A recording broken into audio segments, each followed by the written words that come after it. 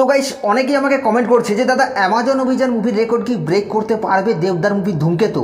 তো গাইস আপনাদেরকে জানিয়ে দিই, অ্যামাজন অভিযান মুভির যে রেকর্ড সেটাকে অলরেডি দেবদা ব্রেক করতে হয়তো পারেনি, কিন্তু জোর কদমে টক্কর দিয়েছে। কারণ ধূমকেতু মুভিটা ভাই কোনো অংশেই কম নেই, সেটা একটা অ্যাডভেঞ্চার মুভি ছিল, বিগ বাজেটের মুভি ছিল, কিন্তু সেই জায়গায় দাঁড়িয়ে 10 বছরের পুরনো একটা মুভি ধূমকেতু ভাই record breaking box office collection করছে এবং এখনও পর্যন্ত রঘু ডাকাত না আসা পর্যন্ত মুভিটা record breaking box office collection করেই যাবে।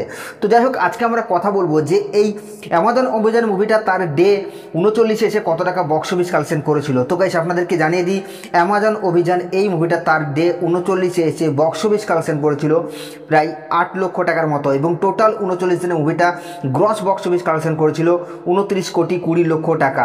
এবং সেই জায়গায় দাঁড়িয়ে যদি আমরা ধূমকেতুর বক্স অফিস কালেকশনকে নিয়ে কথা বলি, তাহলে ধূমকেতু মুভিটা তার ডে 39 এসে বক্স অফিস কালেকশন করেছে প্রায় 12 লক্ষ টাকার মতো এবং টোটাল মুভিটা 39 দিনে গ্রস বক্স অফিস কালেকশন করেছে 32 কোটি 44 লক্ষ টাকা। তো গাইস এই দুটো মুভির বক্স অফিস কালেকশন নিয়ে আপনাদের কি মতামত আপনারা নিচের কমেন্টে অবশ্যই জানাবেন, কারণ আপনাদের মতামত জানা আমাদের জন্য অবশ্যই জরুরি। আর সাবস্ক্রাইব করে দাও নেক্সট ভিডিওর জন্য।